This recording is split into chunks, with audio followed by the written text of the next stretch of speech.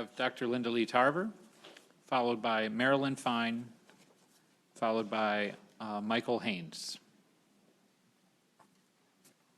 Hi, Dr. Tarver. Thank you, Welcome to the Senators. committee. Thank you. Thank you so much.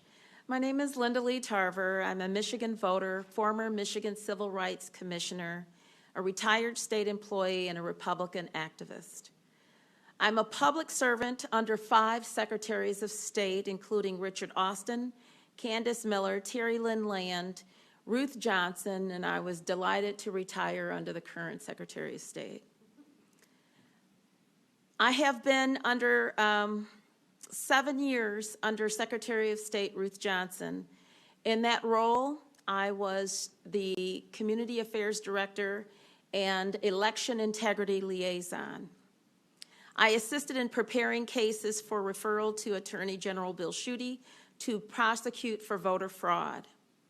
Ballot harvesting in Detroit, Flint, and Pontiac has been going on for decades.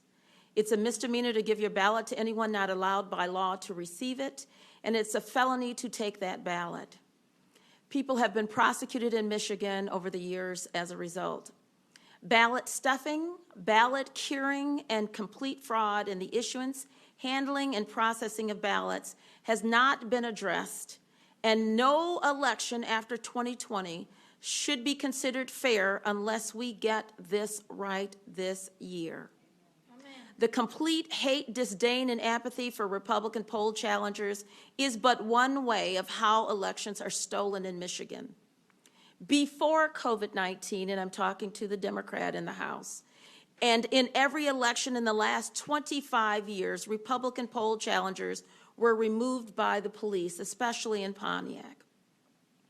MCL 168.733 says, the election inspectors and other election officials on duty shall protect a challenger in the discharge of his or her duties.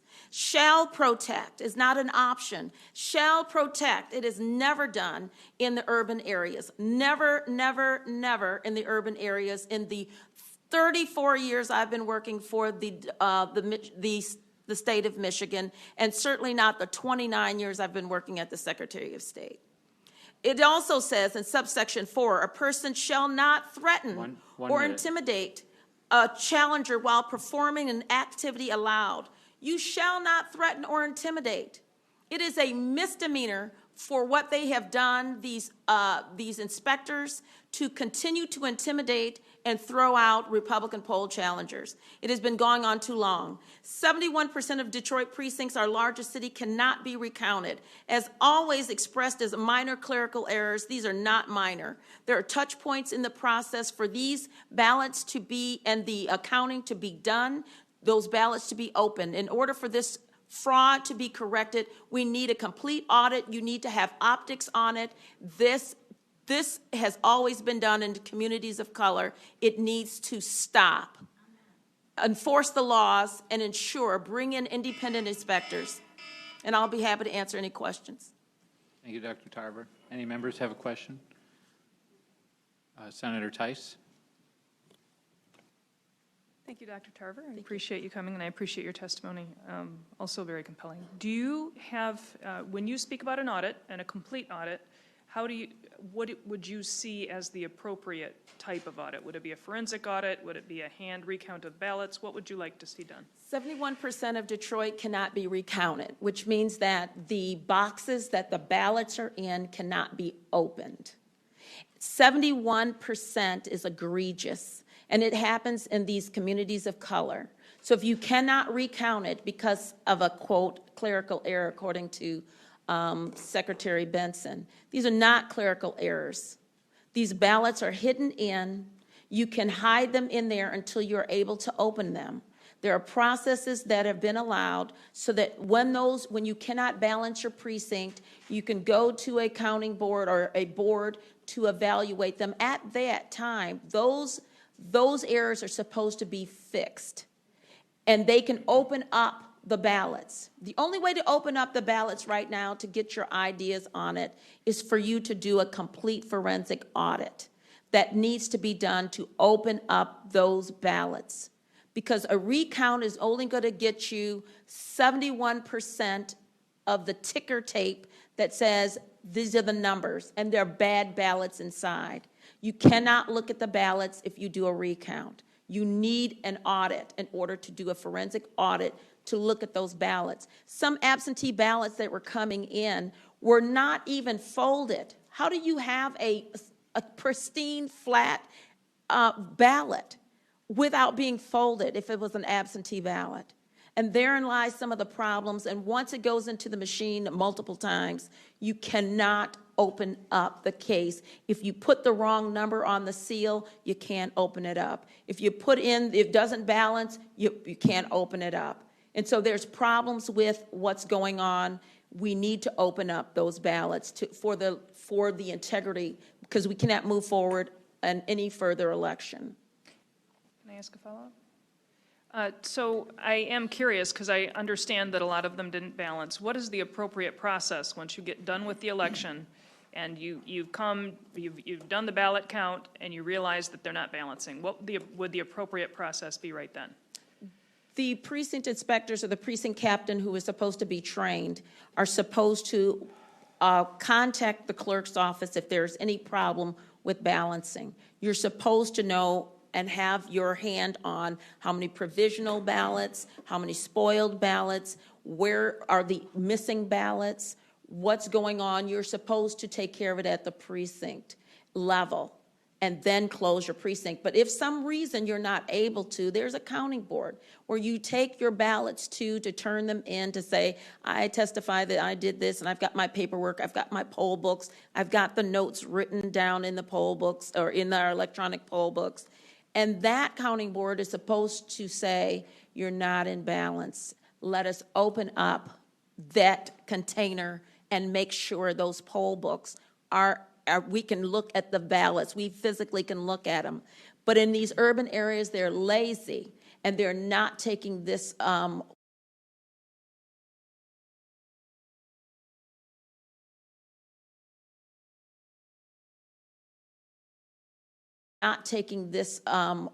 the civic right very seriously, or their duties very seriously. They take an oath when they do as a precinct inspector. They are not taking it seriously and have not for years. And the apathy toward the official duties here has become egregious, because once they decide not to balance that precinct, then it goes through and you have the hot mess that you had, where you have these canvassers, board of canvassers, 4 people that is supposed to amend that hot mess. Flint has never been able to balance. Never been able to balance, and there's touch points across where they have the ability to open that up, to do a, quote, honest open of the ballot itself, the container itself. If you're not able to open that container up, which after it leaves the counting board, you're not able to do it unless you get a court order or an audit. And no one has been brave enough to do it. 71% of Detroit cannot be recounted. We have nothing. And when we did a recount before, we saw some of the most egregious things when we looked through and did recounts before in Detroit. There's some things in there that should never have been in there. And that is what I'm telling you about when you're able to open up those ballot boxes. But it is not going to be at the Detroit canvasser level, and certainly not at the Michigan State Board of Canvasser level. Thank you, Doctor. Thank you. Thank you, Senator Tice. Vice Chair Irwin, please. Thank you, Mr. Chair, and thank you for your testimony. Thank you. Just a couple of questions for you that I'm going to ask you based on the fact that you've been around for a while. You've been an activist. You've been where you work for the Secretary of State's office. So that's why I'm going to ask you these things. I think my first question is, are you aware that there are audits done on past elections? And in any of your official or unofficial capacities, did you ever have the opportunity or cause to review those audits that looked into things like, dead voters and all that kind of stuff Yes. that we've done in the past? Yes. Okay. And did you find that the answers to those questions were that, in fact, these were clerical errors in previous audits that have been done by the Legislative Auditor General and been before this committee in the recent years? So I've worked with Chris Thomas for years, And I've submitted some illegal stuff that I felt was illegal to them to investigate, and they were investigated. How they remedied it was not according to what I felt was necessary. There have been clerical errors, if you call it clerical. The law concerning your ability to be a precinct inspector, a poll worker, is that you have to have a sufficient clerical acumen in order to perform the duties, which means you should be able to read and write and add and subtract. And you should be able to perform the duties without any inhibitions. We know that there are over 500 precincts in Detroit, and many of the people who will come and get trained, some of them will not show up. But the ones that do show up, they are not given sufficient training on how to legally perform the duties that they have. However, if they are told that the challenger is the enemy, this person standing behind you is the enemy, and they have not been told that the person behind you must be protected, you will not be able to address some of the oversight, laziness, ignorance of the law, ignorance of the process, and lack of training.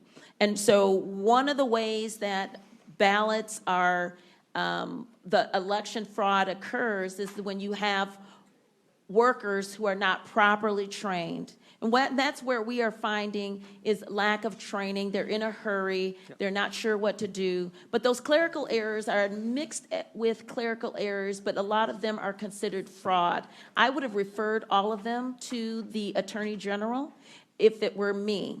But Chris Thomas and others decided not to. They tried to remedy those things as best they can, but unless you put the full faith into the law and start prosecuting people, we will continue to see what we've been seeing. 71% of Detroit cannot be recounted. And I would not want to run on a Detroit city nothing at all. I would not want to run in the city of Detroit knowing that there have been, quote, clerical errors, that some of them are illegal. There are ballot curing problems. We have seen people walk into the clerk's office in Detroit with a stack of 75 ballots. Janice Winfrey is standing next to me. And this guy is not related to all of these people. He's not a postal worker, nor does he work for the clerk's office. These are ballot harvesting has been going on. Inez Brown in Flint has been, the clerk of City of Flint has been complaining about it. These are not clerical errors. These are what's been allowed. And when you have drop boxes for all of these urban areas to make it convenient, you do not have the ability to check the drop box that I'm putting in 50 ballots. If you don't compare the signatures, you toss the signature out. You don't compare the signatures, you're supposed to. It's in the law. We are not following the law, and we are not following it in every election. And the larger the jurisdiction, which are people of color, people who look like me, the more fraud that can be inserted into stealing an election. And that is a problem, and we need to stop it. Okay, I almost am afraid to ask another question. Ask the second question. You've read the audits. You've seen them. We both read the audits. They know me, so yeah, I know. I'm glad we both read the audits. I just kind of keep putting it out there that, in fact, it is part of Michigan election law that we have audits, and those audits have been done in recent elections, and they'll be done after this one as well. And I just want to put that out there. And then also, one of the things you're talking about a post-election. That's right. Yes, but that's what the law says. They're insufficient. I appreciate your they're insufficient for what the purpose is. I'm asking for a forensic audit of the election itself, looking for the fraud and illegal votes. Yes, and I'm wondering why the Trump campaign didn't want to do a recount, which would have been the normal process. Why would you recount 71% of the votes cannot be recounted? You know what? That's a problem. I want to agree with you on that. I'm trying to build up to agreeing with you. Why waste your money and time? It costs money to do a recount. Why waste your money when 71% of the votes that you need to look at physically cannot be even seen? Okay, and that builds up to my next question. I'm not paying $2 million or $4 million for 29% of the ballots that can be counted, because the rest of them cannot be counted. That's one of the reasons why I voted against the changes to the recall law that made it so onerous and difficult for people who wanted to look into these issues. Open up the ballots. The issue that you mentioned that I just want to highlight for the committee, because I really agree with you on this, is that when you have a situation where there's a discrepancy at that precinct, those precincts should be recountable. And we need to find a way to make that so. And I think that what you're going to find here in Lansing is that there are a whole lot of Democrats who are going to agree with that. We want these ballots to be looked at. We want elections to be run in a safe and secure manner. But the problem is that this legislature has been controlled by Republicans since the 80s. The state Senate has been controlled by the Republicans since the 80s. And so my question to you is, after the 2016 election, when we saw the problems that we saw that you just hinted at, when we had agreement apparently between a lot of folks about the fact that these precincts should be recountable, why did we see no changes in the law to address any of these issues while we had a Republican governor, a Republican House, and a Republican Senate? So I'd be happy to answer that question. That's a very simple one. We have sufficient laws on the books. So my brothers and sisters in the Republican GOP has done their due diligence to pass laws, make laws. The enforceability of the laws, however, because in Grand Traverse County, we're not having this problem. In certain counties, that Van Buren County, we're not having this hot mess problems that we have in Pontiac and in Flint and in Detroit. We don't have that. So if you want Republicans to pass more laws, why don't the Democrats in their cities enforce the doggone election laws so that we can have fair and just elections? Because I just gave you the law.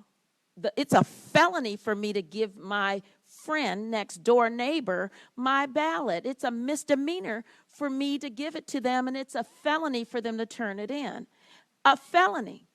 It is not enforced. And we have situations in the inner cities and these Democrat-controlled areas, because that's what we're talking about. Democrat-controlled areas cannot seem to balance their elections. And because they have been habitual violators of the inability to balance their election because of either ignorance, apathy, lack of leadership, or lack of caring about their election integrity, because if you add more laws to the books, you still have people who will not follow the law, and if you don't enforce the law, if you don't bring in Republicans to say, I am going to be a poll worker, if you need 5 Republicans in the building, make sure 5 workers are. Contact the Michigan Republican Party. Ask them for 5 people or 25 people or 200 people to work it. And then when the challengers come in, you protect them. You don't put them out. You don't call the police on them. You're supposed to protect them according to the law. If you follow the law in the urban Democratic controlled areas, then we would not be here today. I certainly wouldn't be here. But in 25 years that I've been monitoring elections, working with the Secretary of State, the last 8 doing election integrity, it's been a hot mess in the same Democrat-controlled areas. We don't need any more laws. We need to enforce the laws, and we need to open up the doggone ballot boxes. But we are agreed that we need to change the laws on recounting precincts. We do Thank agree you. that we need to change the law on recounting precincts, right? Pardon me? We should change the law on recounting precincts. That was the subject of my question. We're not changing the you went laws on a for nice political recounting. screed, but the No, question no. was about that specific law, allowing the recounting of imbalanced precincts. No, we're not. Let's change that law. We're not trying to talk about recounting for imbalanced precinct. The balancing of the precinct can come at the counting board level. You think that the ballots come out and then all of a sudden it's given in and locked up in a box. It is not. Once it leaves the precinct, it goes to a counting board. They have the full authority to open up that ballot box because it's not balancing. If the seal is broken, if this is broken, they can reseal it at the counting board. There is a law with the counting board, and it's lazy in the inner cities of color, of people who look like me, are not doing their job. And it needs to be done so that we can count 100% of the precincts instead of 29%. That's what needs to be done, is to make sure people are doing their job. You won't get that in an audit. What you will get in the current fake audits that we've been having and these fluff audits that we've had right now, you will get, well, these can't be recounted, so okay, so we can't do that. Here's what we can. You will get an audit of the 29%, in Detroit that can be recounted. That's all you're going to get. Because we need to see the 71% of the fraud that has been locked up and will be destroyed after so many years. That's what we need to see. Thank you, I'll take Senator. any other questions. Thank you, Senator Irwin. Senator Lucido. Thank you. Thank you, Mr. Chairman, and thank you, Dr. Tarver. I got to tell you, I can't agree with you more. My whole problem is sitting in this chair today and leaving the Senate to go prosecute those crimes. Why was it when the Secretary of State, which you were there how many years? I've been with the Secretary of State 29 years. Almost 30 years. And we've been in this room here over 6.5 hours, and the irony is it's about the same issue. Mm-hmm. If the people are doing their jobs and the integrity of the vote is being respected, we wouldn't be in here today. That's right. 2 is 71% can't be counted because of fraud or apathy or incompetence or clerical error or all of the above. So we did some testimony, and the chairman was gracious enough to bring in 3 separate identifiable clerks from 3 separate identifiable counties. We asked these questions. How many of the ballots weren't signed that you didn't count? How many didn't look like signatures? I mean, we went into the deep dive because there's so many people that are so disenchanted. I don't want them to give up on the vote. I want them to remember that people sacrificed their lives for these amendments. People who look like me died to get the right to vote, and I'm telling you, it is sacred. And this discriminatory practices with women not getting the same right that men years ago. If it's a felony, it's a felony. Mm-hmm. If it's got to be prosecuted, it should be. Otherwise, the whole fabric of this entire nation falls apart. Discrepancies in the precincts, I get it, to my colleague up here. If you're going to have discrepancies, as if it's an easy fix. But I'm not hearing things from all over the state.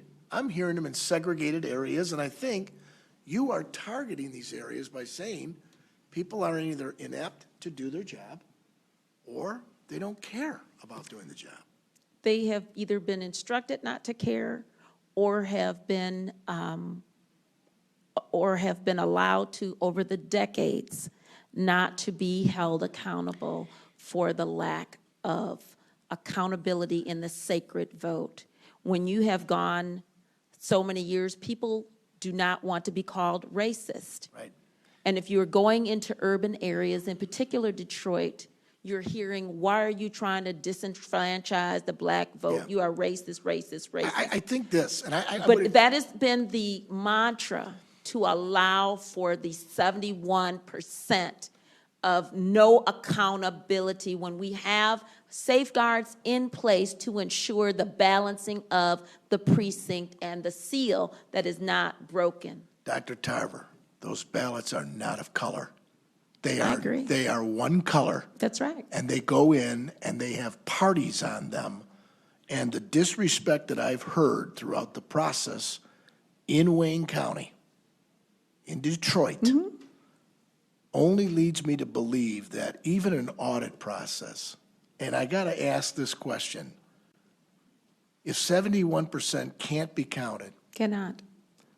the audit process to spend the kind of millions of dollars that it would take, and I really don't even know what CPA firm or what firm would do an audit.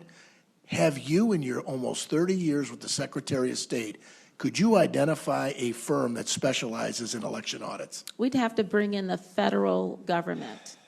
The forensic audit that is needed is not going to be what has been done in order to open up those ballot boxes, which we need to. So that's where we need to open up the ballot boxes. So if this has never been done, in the history of this country, I'm asking this question: does the legislature cumulatively or collaboratively work on a standard that would be the audit process? Because the next thing I see is that there's going to be debate over the audit process. I don't see the legislative body, this body, passing any law to change anything, because must balance is not going to force Detroit to balance. Must balance is not going to force Inez Brown, the city clerk of Flint, to balance. Must balance, she has never been able to balance since she's been an election clerk there. So she's never balanced. Pontiac won't balance. There's a few other places, mostly urban areas, that will not balance. And they don't have to be as large as Detroit. They just won't balance. And if we don't have a mechanism in place, because once you pass a law that says we're going to do this, it is not going to be heeded, because then if you try to enforce it in the urban areas, you'll be considered a racist.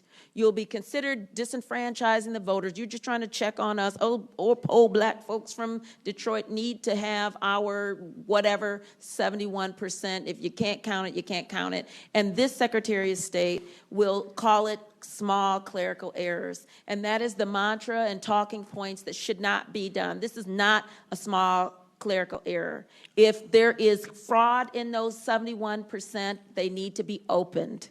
Open the boxes. And that's going to be the new mantra, hashtag open the boxes.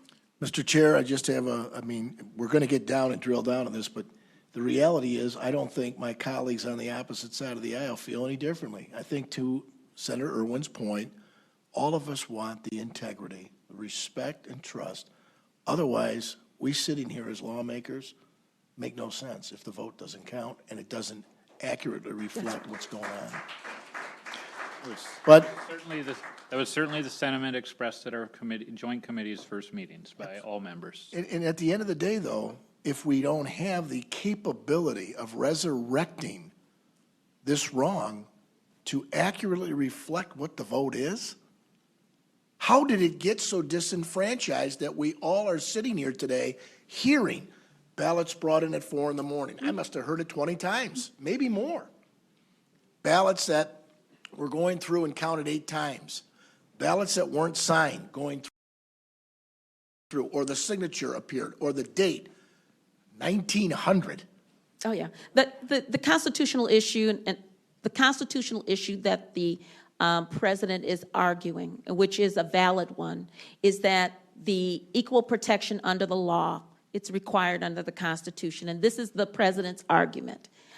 Me in Lansing, Michigan, if I sent in my absentee ballot, I didn't sign it, or I voted straight Republican and straight Democrat, my partisan section should be spoiled because they should not be curing it. And that is being cured. If I did not do what I needed to do, my ballot won't count. But if the same ballot was sent in Detroit, it is cured, which is fake, trying to interpret the results, and it is accepted if I don't sign it in Detroit. And that's where, in Lansing, my ballot won't count. In Detroit, it will, and I should be able to have equal protection under the law. That is the constitutional amendment. That's the constitutional argument that our president is making. That is what you should be looking at. Are we treated fairly, regardless of where we live in Michigan? Will my vote count? Regardless. You used the word cure. Cure. And in the law, yes. If you look at the legal definition of cure, what do you mean by the definition of cure? So the curing of the ballots is if you're not able to, you've got an absentee ballot, and it is kicked out. Because if you're sitting there, your ballot is kicked out if there's an overvote, or if there's an undervote. You can, if there's an overvote, let's say it says vote for not more than 2 and you vote for 3. It's an overvote. It'll kick it back out if you're at the precinct. And you have a chance to and cure you have the a ballot. chance to cure your own ballot. To redress the wrong Correct. on the ballot. But if it's an absentee ballot, Yes. it is not supposed to be cured. It is not supposed No. to be. It's supposed Your to be. partisan It's a spoiled section, ballot. That section is spoiled. It's not countable. But the nonpartisan section that you did correctly is supposed to be counted. So let's go by example. I vote straight ticket, Democratic. And Republican. Or I vote straight ticket, but when I get to the judges, choose not but one, because they're nonpartisan, Right. that part. Right. I choose two. What happens to the ballot? So your ballot counts, but if it's an absentee, that particular judge is not, it's not counted. Nobody gets a vote. Correct. Okay. At the end of the day, I sat here as a legislator for over 6 years now. I sit in this chair and I wonder why the Secretary of State, if you have to request a ballot in a primary for Democrat or Republican, why they just can't make two ballots, all Republican, all Democrat, and send them out, so it can't get spoiled. You can't make a mistake. You can't go across the center line. That is what occurs during the primary. So each group, Republicans and Democrats, get it. decide who's going to be on their ballot. But if you don't want the ballot to be spoiled and not counted, and you want your vote to count, and You can split your ticket in the general. But I'm Correct. saying in the primary, do you see why, if I'm asking for a Democratic or Republican? No, I would agree with you. I would Because agree now with it's an you. impossibility to spoil that ballot. That's only in the primary. Primary, right. But that brings the next level of seekers to move to the general. And if the ballot was spoiled enough times, that seeker may not get the opportunity to serve. I agree. Okay, one more thing, and then I'm going to call it, because I I hope know so. it's been. No, but you know what? I'm tired of sitting here and trying to defend I'm just giving you a hard time, Mr. Vice Chair. Just go ahead. Give him all the time he wants here. 71% not being able to be counted, which means 71% not being able to be do recounted. we ever get the opportunity to find out what the hell happened? You will never know what is actually in that box, in the ballot box. You're not able to determine if those who are, those ballots are even duplicated in. Do you If you see believe- people sending in 3 or 4 I got it. times, I you don't understand. know. So that statement of 71% has been stated out in the public. You are aware, being with the Secretary of State's office, 29 years, that's a long time. At the end of the day, does this give rise for the Attorney General to make an investigation and inquiry why 71% of that vote went that way? Yes, I would believe that, again, if there is impropriety, that is where the Attorney General can investigate. I've prepared referrals to Bill Schuette for election crimes. We've had people in Michigan prosecuted for voting in Michigan and at their summer home in Florida. We've had people who were not here legally, non-citizens, vote in Michigan. We've had tons of people who voted twice, voted in person and absentee, and they're doing it in large clusters in these urban areas. It is a problem in the Democrat-controlled areas. It's not the problem with the laws on the books. It's a problem in the Democrat-controlled areas, and the laws need to be enforced. And if they cannot be enforced, they need to at least bring in the federal government to do an oversight and administer elections in these urban areas, which have been routinely unable to be balancing at the end of the day. We have too many touch points where those things can be balanced, but we have an apathy or just a corrupt, either apathy or a corrupt system. And for some reason, we have no appetite with this governor, Secretary of State, or the Attorney General to do anything about it at this point. This is too egregious and too much fraud that it should have been already investigated. Well, we have seen prosecutions in election fraud, such as Southfield. There is selective prosecution in certain areas.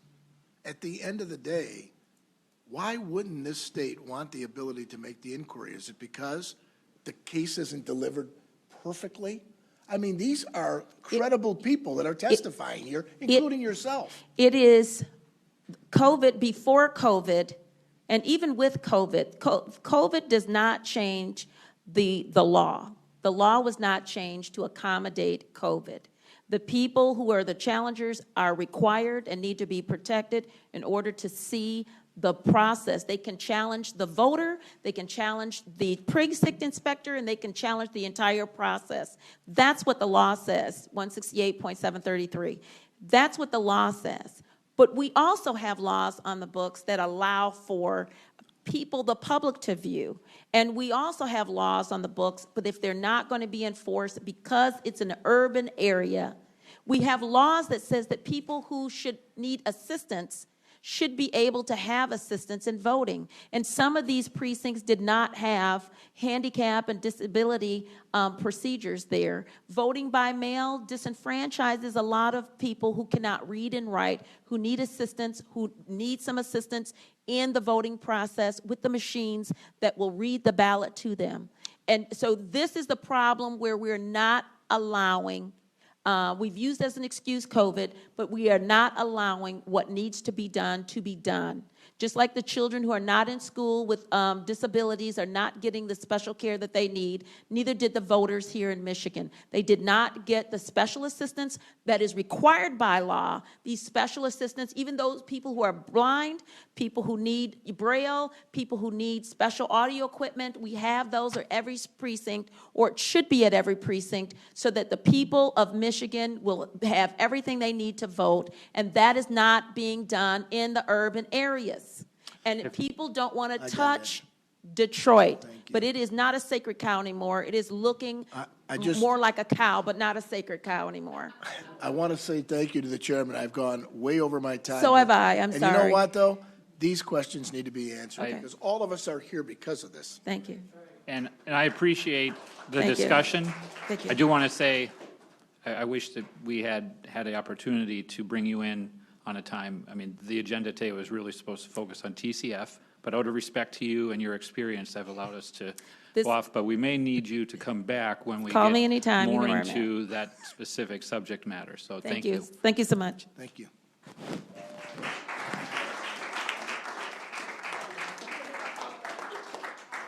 Vice Chair